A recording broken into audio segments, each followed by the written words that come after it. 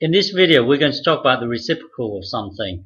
The reciprocal of something is really the upside down of a fraction. So for example, if you have something like 3/7, well, the reciprocal of this is 7/3. And if you have 7/3, the reciprocal of this is 3/7. So it's basically the upside down of something. If you have, say, 2/5, well, the reciprocal of this is 5/2.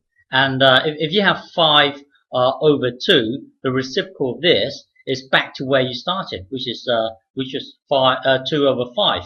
So if you have a fraction a/b, the reciprocal of this is b/a.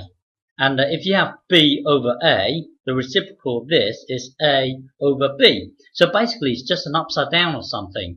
5/11, well, the reciprocal of this is 11/5. And if you have 11/5, the reciprocal of this is 5/11. But what is the reciprocal of 6, say? Here we would cheat. Write 6 as 6/1, because 6 divided by 1 is 6. So if you want to know the reciprocal of 6, imagine it as a fraction like this. So the reciprocal of 6 is 1/6. So basically you turn this upside down. So it becomes 1/6. Now what is, if someone gives you 1/6? What is the reciprocal of this? Well, it's back. Well, you turn it upside down, so it's 6/1. But we don't write this; we just write 6. So the reciprocal of 1/6 is 6. Okay. You know when we have a fraction, say blah blah blah blah equals blah blah blah blah blah. So it's like a balance thing. So when you have an equation, you know you can add things equally as long as you do it equally to both sides. So if you're told something balances, this side balances with this. We could add an elephant over here, we could add an elephant over here. Because we add an equal amount, it should still balance. We can also take away an equal amount, and we can times an equal amount, and we can divide by an equal amount. We did this ages ago. When you're given an equation, you can add equally to both sides, you can take away equally from both sides, you can times equally to both sides, and you can divide equally to both sides.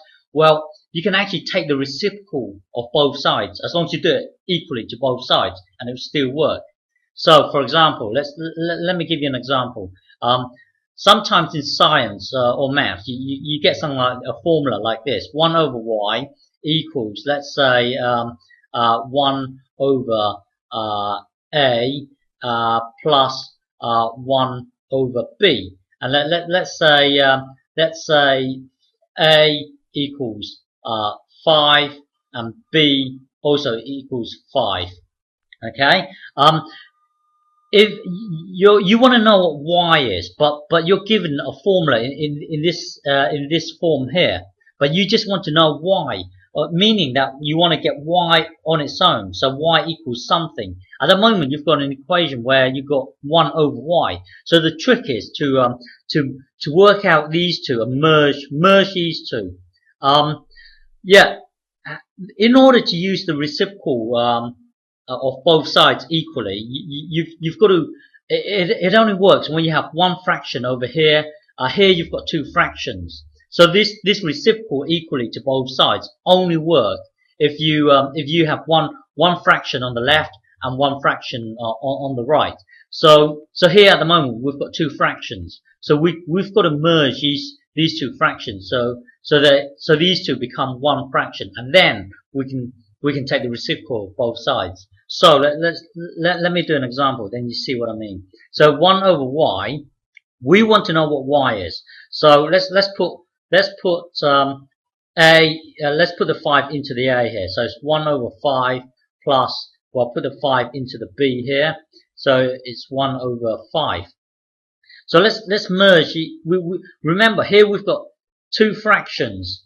In order for us to use the reciprocal equally to both sides, we've got to merge these two fractions. On the right hand side we can only have one fraction. Here we've got two. So let's merge these two.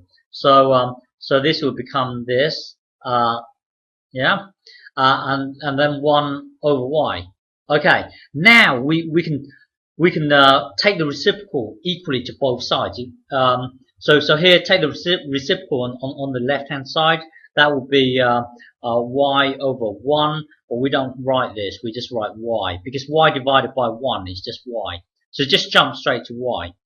Here take the reciprocal on the right hand side as well. So y here equals 5 over 2. Okay. The next video I will show you some more examples, and then it will make sense.